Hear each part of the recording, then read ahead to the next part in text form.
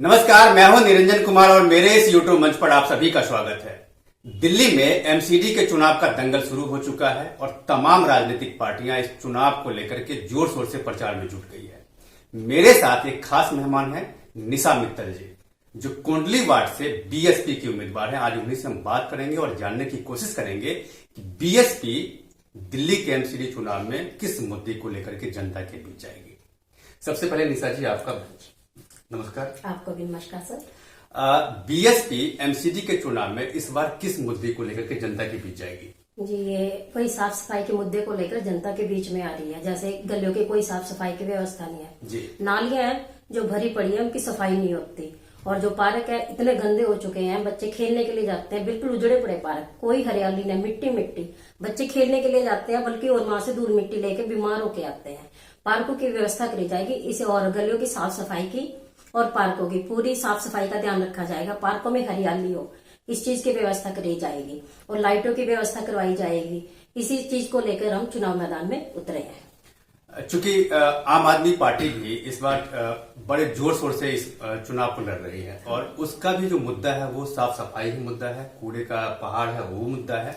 तो बीएसपी का यही मुद्दा है। जी, बीएसपी का भी मुद्दा यही है कि जो साफ सफाई है, अगर इतनी साफ सफाई होती तो जरूरत आने की पड़ती ही नहीं चुनाव में।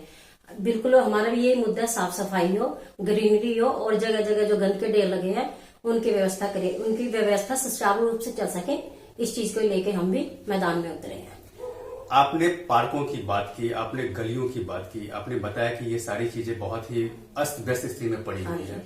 तो जब बीएसपी सत्ता में आएगी तो पार्कों की स्थिति क्या होगी? किस तरह का पार्क बनेगा, किस तरह की नालियां बनेंगी, किस तरह का सड़क बनेगा, इस पर क्या? देखिए, जो सड़कें टूटी फूटी पड़ी है उनकी मरम्मत कराई जाएगी, जो नालियां टूटी फूटी पड़ी है उनको रिपेयर करवाया जाएगा। और जो पार्कों की बदहाल व्यवस्था आपने देखी होगी, जगह जगह पन्नियां पड़ी हैं, बिल्कुल भी कोई ग्रीनरी नहीं, पेड़ इतने बड़े बड़े हो चुके हैं कि बिल्कुल लोग परेशान हो गए, लगता है जंगल है। ना उनकी कटाई छटाई हो रही, ना उनकी कोई सफाई हो रही। बाहर कोई बोलते हैं जाके एमसीडी में कोई सुनवाई नहीं हो रही। उनकी कटाई छटाई करवाई जाएगी और जो पार्क में ग्रीनरी करवाई जाएगी, फुटपाथ है वो रिपेयर करवाया जाएगा, जिसमें नहीं है उसको बनवाया जाएगा। और फूलों के फूल पौधे छोटे छोटे लगवाए जाएंगे, जिससे खेलने वाले बच्चे भी खुश हो और वो पोल्यूशन मुक्त होकर वहां खेल सके। पेरेंट्स भी छोटे छोटे घर जाके बैठते हैं कि 2 मिनट स्कूल मिलेगा, लेकिन वहां जाते हैं देखते इतनी धूल मिट्टी उड़ रही, वहां जाके मन लगने की बजाय ये लगता है अपने घर वापिस आ जाए। तो उस चीज को उसकी बिल्कुल देखभाल करी जाएगी, पेड़ पौधे लगवाए जाएंगे, देखभाल करवाई जाएगी, माली रखा जाएगा, उनको अच्छी तरह से मेंटेन किया जाएगा ताकि बच्चे भी खेलें। बड़े बुजुर्ग बैठते हैं, औरतें लेडीज जाती हैं, तो उनको जाके अच्छा लगे, ना कि वहां जाके ये लगे कि क्यों आए। चूंकि ये एमसीडी का चुनाव है और एमसीडी का चुनाव आम जनता के जुड़े हुए मुद्दों को देखते हुए ही लड़ा जाता है। यही मुद्दा होता है जो आम जनता से जुड़ा हुआ होता है और एक वार्ड मेंबर जो होता है वो आम जनता से सीधे सीधे जुड़ा हुआ होता है। तो यहाँ जो आपने पार्कों की स्थिति को लेकर के बात की, तो इस इलाके में जो पार्क हैं उनमें जो बदहाली की बात की है, तो इसको आपने कहा कि ये जब बीएसपी सत्ता में आएगी तो पार्कों की बदहाली को हम दूर करेंगे। एक बात यहाँ पर पार्क को लेकर के ये भी कहना चाहेंगे कि पार्कों में मैंने देखा है कि स्ट्रीट लाइट की कमी है। सुबह में बुजुर्ग जो घूमने के लिए जाते हैं, पार्क में घूमने के लिए जाते हैं, तो उनके लिए पैदल चलने के लिए, घूमने के लिए जगह नहीं होती है कि कहाँ वो घूमे। बहुत पार्क बदहाल है, स्ट्रीट लाइट की समस्या है, सीसीटीवी कैमरे नहीं है पार्कों में खास करके। तो इसको बीएसपी जब सत्ता में आएगी तो इसको कैसे मेंटेन करेगी? देखिए, जो फुटपाथ नहीं है, फुटपाथ बनवाया जाएगा बुजुर्गों के लिए। एक ऐसा फुटपाथ बनवाया जाएगा जिससे वो आसानी से आ जा सके, उनको कोई दिक्कत ना हो, बच्चे आराम से खेल सके। और जो पार्क है, आपको बताया कि पार्क में फूल पौधे लगवाए जाएंगे, हरियाली करवाई जाएगी। ज्यादा डस्ट उड़ रही है तो उसमें पानी छिड़कवाया जाएगा, पेड़ पौधों में पानी छिड़कवाया जाएगा, माली रखा जाएगा, समय समय पे उनकी सही निराई गुड़ाई हुए, पेड़ पौधों की देखभाल हो सके। और जो स्ट्रीट लाइट, जो उनमें लाइट नहीं है, उनकी लाइट की व्यवस्था सुचारू रूप से करवाई जाएगी और देख रेख की जाएगी कि सिर्फ लाइट लगा के छोड़ने का कोई मतलब नहीं। कोई लाइट खराब हो रही है उसको ठीक करवाओ, कोई तार टूटी पड़ी है लाइटों की, उनको मेंटेन करवाओ। इलाके के जो लोग हैं, आपके वार्ड के इलाके के जो लोग हैं, उनका ये कहना है कि अभी जो प्रेजेंट पार्षद था उनके कार्यकाल के दौरान स्थितियां बहुत अच्छी नहीं थी, खास करके नालियों की और कूड़े की। कूड़े जो है ना सड़कों पे जगह जगह देखने को मिलते थे। तो जब बीएसपी सत्ता में आएगी तो जो टूटी नालियां हैं और जो जिन नालियों की सफाई सालों से नहीं हुई है और रास्ते पे जहां पर कूड़े पड़े हुए हैं, तो उसका निस्तारण बीएसपी कैसे करेगी? उसका निस्तारण बीएसपी ऐसे करेगी, जो सबसे पहले तो गलियों की साफ सफाई की व्यवस्था सुचारू रूप से करवाएंगे कि उसमें डेली झाड़ू लगे, स्वीपर आए, और जो नालियां भरी पड़ी है उनकी सफाई करवाए, उनका कूड़ा निकलवाया जाए, और साथ में कूड़ा निकलवा के उठवाया भी जाए। ये नहीं कि वहीं पड़ा रहे, सड़ता रहे, जिससे लोग परेशान हो जाए बदबू से। लोगों की शिकायत होती है कि कूड़ा कभी अगर निकलता भी है तो महीनों महीनों वो उठता ही नहीं है। ऐसी व्यवस्था करवाएंगे कि पहले दिन निकले तो साथ साथ अगले दिन उसको उठवाया जाए। आपके इलाके में, आपके वार्ड में खास करके मैंने देखा है कि बहुत सारे इलाके ऐसे हैं जो गांव का इलाका है। हाँ जी। और गांव में क्या देखा है मैंने कि बहुत सारी गंदगी फैली हुई है। हाँ जी, हाँ जी। दूसरी बात यह है कि वहां पर सीसीटीवी कैमरे की समस्या मैंने देखी है, और पब्लिक ने भी इस पर सवाल उठाया कि सीसीटीवी कैमरे में छोटी छोटी गलियां हैं, रात को बच्चे के साथ छेड़खानी होती है। तो उन इलाकों में बीएसपी कैसे इन सब चीजों को दुरुस्त करेगी? उन इलाकों का सर्वे किया जाएगा, जाया जाएगा उन इलाकों में, पब्लिक से मिला जाएगा, आरडब्ल्यू के माध्यम से लोगों की परेशानी जानेंगे, घर घर जाके पूछेंगे, लोगों से मिलेंगे, जुड़ेंगे, परस्पर सहयोग मांगेंगे, और उनकी जैसी समस्या होगी उनसे मिलकर उनकी समस्या का समाधान करेंगे। सीसीटीवी कैमरे लगवाए जाएंगे और उनके मेंटेन की भी व्यवस्था की जाएगी। खाली कैमरे लगाने से कुछ नहीं बनता कि कैमरे लगवा लिए और बैठ गए, क्योंकि उनकी फुटेज भी नहीं मिलती आजकल। वो ऐसी व्यवस्था रखी जाएगी कि उनकी फुटेज भी हासिल हो, आरडब्ल्यू के माध्यम से उनकी व्यवस्था करवाई जाएगी। और जो जगह जगह लाइट खराब पड़ी है या तो उनकी रिपेयर करवाई जाएगी और लाइटें लगवाई जाएंगी, जिससे किसी को दिक्कत ना हो, कोई वारदात ना हो, बच्चों को, बुजुर्गों को रात को चलने में डर ना लगे। क्योंकि आपने गंदगी की बात की है तो इसी पर एक सवाल ये भी है कि दिल्ली में जो भी आम आदमी पार्टी की सरकार है, उनका ये कहना है कि दिल्ली में 3 कूड़े के बड़े पहाड़ हैं, जिनका उन्होंने बहुत जोर शोर से मुद्दा बनाया है। और उन्होंने ये भी कहा कि चारों तरफ कूड़े फैले हैं, जो प्रेजेंट सत्ता में जो भी बीजेपी है वो सही से उसका समाधान नहीं कर पा रही है। तो आप मुझे बताइए कि बीएसपी अगर सत्ता में आती है तो बीएसपी इन 3 कूड़े का जो पहाड़ है उसका वो समाधान कैसे करेगी? क्या इन कूड़े के पहाड़ का सड़क बनाएगी या कोई दूसरा व्यवस्था करेगी? वो देखिए, अगर बीएसपी सत्ता में आती है तो इस कूड़े के पहाड़ का निस्तारण इस तरह किया जाएगा। सबसे पहले गिल्ला सूखा कूड़ा अलग कर दिया जाएगा और उसकी खाद बनाने की कोशिश कर दी जाएगी। जो उसमें से प्लास्टिक निकलता है, वेस्ट निकलता है, जो आजकल मॉडर्न साइंस है, उसको प्लास्टिक को कन्वर्ट करवा के इसको मटेरियल को रोड बनवाए जाएंगे, और जो वो खाद बनाई जाएगी उस कूड़े के पहाड़ को कम से कम शिफ्ट करने की कोशिश करेंगे। देखिए, अब हम स्वास्थ्य की बात करना चाह रहे हैं। दिल्ली में स्वास्थ्य की व्यवस्था कैसी है? बीएसपी का जो भावी पार्षद बनने वाला है वो मुझे बताएं। जी, आपको पता ही होगा, ये व्यवस्था तो कोई ज्यादा बढ़िया नहीं है। जो डिस्पेंसरी में जाओ, वहां कुछ नहीं मिलता। डिस्पेंसरी में खड़े रहो घंटे घंटे लाइन में, एक लाइन से दूसरी लाइन में भेजते हैं।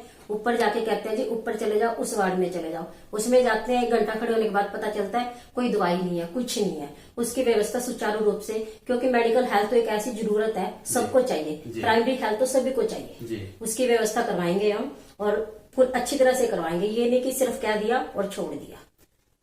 दिल्ली में आम आदमी पार्टी की सरकार है और उसके मुखिया अरविंद केजरीवाल हैं। वो हमेशा ये कहते हैं कि दिल्ली सरकार का जो हॉस्पिटल है उसके बजाय आम आदमी का जो मोहल्ला क्लिनिक है वो सबसे बेहतर है। तो बीएसपी से जनता जानना चाहती है कि दोनों में बेहतर कौन है, और अगर बीएसपी सत्ता में आती है तो वो किन चीजों को, मोहल्ला क्लिनिक को ठीक करेगी या फिर दिल्ली सरकार का जो हॉस्पिटल है उसको अच्छा बनाएगी? जी देखिए, मोहल्ला क्लिनिक की तो कंडीशन सब जानता है, मैं ही नहीं, सब जानते हैं।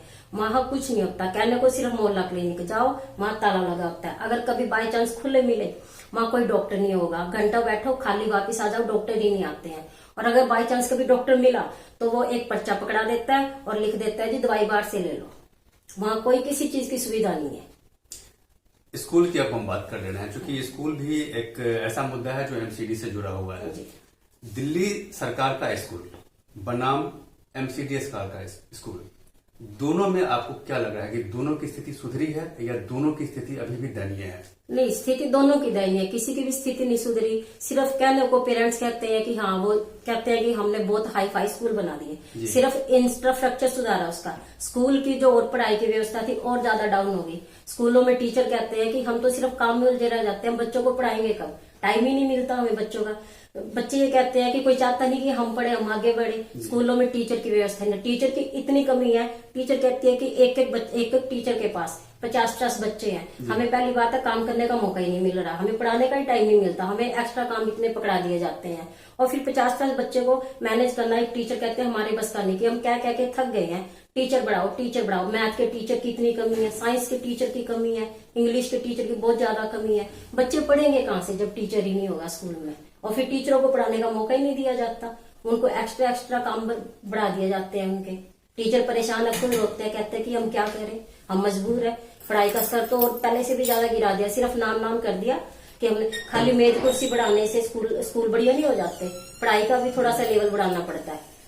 तो अभी जो एमसीडी का स्कूल है उसके हालात क्या है बेसिकली, बहुत अच्छे हैं या नहीं है, और अगर अच्छे नहीं है तो एक स्कूल में क्या क्या होना चाहिए? देखिए, एमसीडी के स्कूलों की भी स्थिति बहुत ही बुरी है, बिल्कुल भी अच्छी नहीं है। आप खुद जाके किसी दिन सर्वे करना, क्योंकि मैंने तो देखा है 2-4 बच्चे जो पढ़ते हैं एमसीडी स्कूलों में, बात की है पेरेंट्स से, कहते हैं कि कोई व्यवस्था नहीं है, सिर्फ मिड डे मील पकड़ा दिया, बच्चों को खाने के लिए भेज दिया स्कूल में, कोई बच्चों की पढ़ाई नहीं है। वही उनकी कंडीशन है, टीचर नहीं है स्कूल में, टीचर है तो वो पढ़ा नहीं पाते, उनको इतने एक्स्ट्रा काम दिए जाते हैं। जी, आप चूंकि चुनाव लड़ रही हैं, बीएसपी बहुत बड़ी पार्टी है जिसकी मुखिया मायावती खुद है, आपसे हम ये जानना चाहेंगे कि अभी आप चुनाव लड़ रही हैं, डोर टू डोर कैंपेन कर रही हैं, पब्लिक से मिल रही हैं, तो पब्लिक का रिस्पांस बीएसपी को लेकर के कैसा है? देखिए, पब्लिक कहती है हमने एक मौका बीजेपी को दिया, कांग्रेस को दिया और आपको दिया, आपको तो भी नहीं दिया, लेकिन दोनों पार्टी आई, कहते हैं इनमें सिर्फ वादे करती है, खोखले वादे हैं, काम कुछ नहीं करा, और कहते हैं अभी हमें एक मौका की, आपका तो हाल हम दे ही चुके हैं, कहते हैं एक मौका हम विकल्प के रूप में बीएसपी को चुनते हैं, आपको एक मौका देंगे और आप हमारी, मैं उनकी उम्मीदों पे बिल्कुल खरी उतरूंगी, जहां मुझे बुलाएंगे, जहां मेरा काम होगा, मेरा जो भी कर्तव्य होगा पूरी ईमानदारी से करूंगी। ये मुझे बताइए कि दिल्ली का जो एमसीडी का चुनाव है, इस बार जो चुनाव होगा इसमें जो भी चुन करके आए, चाहे वो बीएसपी चुन के आए, आम आदमी पार्टी चुन के आए, कांग्रेस या बीजेपी, हाँ जी, एक मेयर बनेगा, एक स्टैंडिंग कमेटी होगी और एक ही सदन होगा, तो एक ही मेयर इस बार फैसले लेने वाला है। तो क्या बीएसपी सत्ता में आएगी? क्या उसको कमान मिलेगा दिल्ली का एमसीडी का? जी, सत्ता में आएगी। मेयर भी जानता है कि बीएसपी काम करने के लिए आई है, पब्लिक ने, हम भी पब्लिक के बीच में से है, कोई अलग नहीं है, पब्लिक का ये एक चेहरा है, पब्लिक ने चुन के भेजा और हमें काम करने का मौका मिलेगा, और वो मेयर हमें काम करने का मौका जरूर देंगे। एक आखिरी सवाल, हाँ जी, इस बार के चुनाव में हाँ जी, कांग्रेस, हाँ जी, बीजेपी, हाँ जी, आम आदमी पार्टी, हाँ जी, या फिर बीएसपी, कौन आएगा? बीएसपी आएगी बिल्कुल, क्योंकि हम जनता के द्वारा चुने गए, हम अपने खुद के नहीं है, नेता नहीं है, हम सिर्फ काम करने के लिए अपनी सोसाइटी की तरफ से उतरे हैं, सोसाइटी ने उतारा हमें, काम करने के लिए उतरे हैं। ये गंदगी, ये बुरा हाल देख के ना मन में ये लगता है कि कुछ काम करे, क्योंकि कोई बार का सुन ही नहीं रहा कुछ भी। आपका बहुत बहुत धन्यवाद। जी, आपका भी बहुत बहुत धन्यवाद। तो ये थी निशा मित्तल जी, जो बीएसपी से कोंडली वार्ड से उम्मीदवार हैं, और इन्होंने ये दावा किया है कि इस बार बीएसपी सत्ता में आएगी, और कोंडली वार्ड में जो ये घर घर कैंपेन कर रही हैं, तो इनको जनता का जो प्यार है वो भरपूर मिल रहा है, जनता को इनसे बहुत सारी उम्मीदें हैं, और इसी उम्मीद पर खरा उतरने की ये कोशिश करेंगी निशा जी। तो देखिए, आप इनकी मदद कीजिए, मैं आपसे यही कहूंगा। और अब तक अगर आपने मेरे इस यूट्यूब मंच को सब्सक्राइब नहीं किया है तो प्लीज सबसे पहले आप मेरे इस यूट्यूब मंच को सब्सक्राइब कीजिए, लाइक, शेयर और कमेंट जरूर कीजिए। इसमें एक कमेंट बॉक्स है, जहां जाकर के आप निशा जी से रिलेटेड, इस इंटरव्यू से रिलेटेड अगर आपका कोई सवाल है तो वो सवाल आप कर सकते हैं, जिसका जवाब मैं आपको दूंगा। तब तक के लिए धन्यवाद। जी, नमस्कार। पब्लिक से मेरी अपील है, कृपया एक बार सेवा का मौका अवश्य दें। आपने बीजेपी को भी मौका दिया और कांग्रेस को भी दिया, एक बार मुझे भी सेवा का मौका अवश्य दें। मैं आपकी उम्मीदों पे खरा उतरूंगी, आपको निराश नहीं करूंगी, आपको प्राउड फील होगा कि आपने वोट आपने मेरे को अपना दिया, आपको बिल्कुल भी इस चीज का अफसोस नहीं होगा, आपको बल्कि प्राउड फील होगा। धन्यवाद। तो इनकी अपील का ख्याल रखिए।